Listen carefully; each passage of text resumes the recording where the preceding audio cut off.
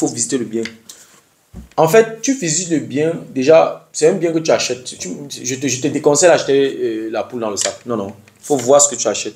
Tu visites le bien, en fait, pour toucher le bien du doigt. C'est-à-dire que tu dois toucher ce que tu achètes. Tu dois toucher ton investissement. Et tu ne visites pas seulement le bien parce que tu veux toucher ton investissement, mais tu visites aussi le bien pour identifier les manquements sur lesquels tu pourras t'appuyer pour négocier le prix d'achat à la baisse. Et je l'ai déjà dit. Et je l'ai déjà dit dans plusieurs de mes vidéos. Il ne faut jamais te lancer dans un investissement immobilier sans visiter ce bien. La visite du bien te permet d'abord d'avoir la confirmation que le bien qui t'a été proposé existe vraiment. Un. Deux, ça te permet de toucher du doigt, d'entrer en contact, en relation avec le bien que tu veux acheter. Trois, ça te permet de visiter le lieu dans lequel tu veux investir. Quatre, ça te permet d'identifier les différents manquements pour pouvoir t'appuyer sur ça plus tard pour négocier le prix d'achat à la baisse. Donc, c'est hyper important de négocier le bien. C'est hyper important de visiter le bien. Je vais te raconter une petite histoire. En fait, il y a de cela 2 ans, j'ai accompagné une famille qui voulait acheter un immeuble de 3 appartements. L'immeuble, selon l'annonce, coûtait 380 000 euros. Ça, c'est ce qui était mentionné dans online et tout. Voilà. J'ai fait les calculs, tout donnait, parce que c'était 3 appartements et la famille devait vivre dans un appartement et mettre les 2 autres en location. On a fait la visite, tout, et puis voilà. Après la visite avec la famille, on était ensemble. Je me suis assis, j'ai dressé ma stratégie, j'ai vu les manquements, j'ai observé ce que je pouvais observer, j'ai dit ok. Étant donné que je ne suis pas voilà, un expert en bâtiment, j'ai des connaissances en bâtiment, mais je ne suis pas un expert en bâtiment.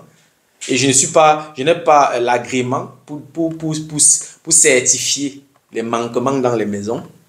Donc, du coup, j'ai donc réfléchi sur une stratégie que bon, ils ont proposé 380 000 euros. Mais quand j'ai regardé un peu l'état de la maison et tout, ça ne passait pas. Et avec les calculs que j'ai fait, il fallait absolument négocier ce prix d'achat à la baisse. Qu'est-ce que j'ai fait? J'ai contacté un expert en bâtiment, ce qu'on appelle Bauza Verständiger oder ein Gutachter.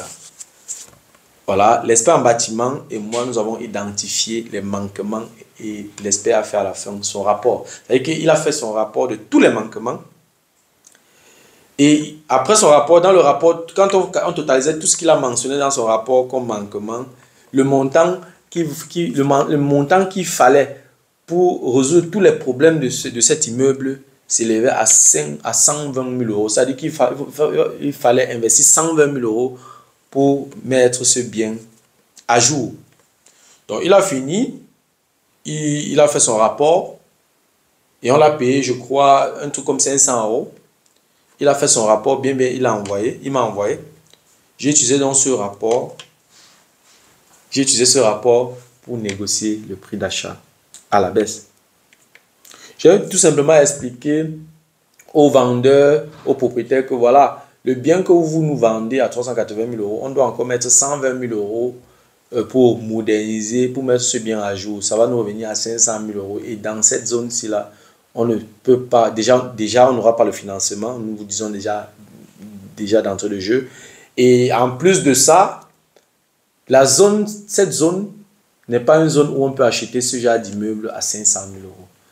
Donc, il va falloir que vous revoyiez votre prix d'achat de manière polie.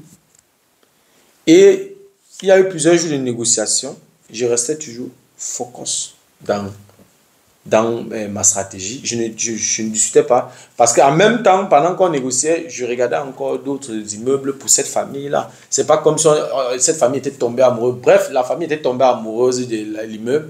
Mais moi, je les ai amenés à comprendre qu'ils ne doivent pas tomber amoureux parce que ce n'est pas seulement le bien dans lequel ils vont vivre. Il y a également 2 appartements dans cet immeuble qui seront des investissements. Donc, il ne faut pas regarder ce bien seulement sous l'angle de la résidence principale. Il faut regarder ça sous l'angle de la résidence principale plus l'investissement. Donc, j'ai réussi à négocier le prix d'achat à la baisse de 100 000 euros. C'est-à-dire que nous sommes allés chez le notaire avec un prix d'achat de 280 000 euros. Ça veut dire quoi? Ça veut dire qu'on a fait un bénéfice de 100 000 euros. Je dis bien, on a fait un bénéfice de 100 000 euros. Donc, on a fait un bénéfice à l'achat de 100 000 euros. Et si on considère maintenant les frais supplémentaires pour l'acquisition, puisque c'est dans le nord-ouest de l'Allemagne, on est à 12,07% des frais supplémentaires pour l'acquisition. 12,07% multiplié par 100 000 euros qu'on a réduit, ça fait 12 000, on a 12 000 euros. Plus 100 000 euros, ça veut dire qu'au total, on a économisé 112 000 euros. Pourtant, on a donné 500 euros à l'expert. 500 euros à l'expert en bâtiment. Cette famille a dépensé 2% du prix d'achat pour payer ma provision. Ça veut dire qu'elle a dépensé en tout 2% de 280 000 euros. On est à 5 600 euros. Plus 500 euros qu'on a dépensé pour l'expert en bâtiment. On est à 6 100 euros que cette famille a dépensé pour réduire le prix d'achat de 100 000 euros. Donc finalement, cette famille a dépensé 6 000 euros, n'est-ce pas, pour l'acquisition de ces biens. Mais elle a eu un gain à l'achat de 100 000 euros. Donc si maintenant, voilà, si elle achète le bien, cette famille achète le bien comme ça et modernise, le bien prend encore de la valeur. Directement après la modernisation, le bien prend en valeur. Et c'est comme ça. C'est pourquoi, quel que soit ce que tu fais, quel que soit l'investissement que tu fais, il faut contacter les experts dans le domaine si tu ne t'y connais pas. C'est très important. Si tu n'as pas la connaissance, achète la connaissance. Oui.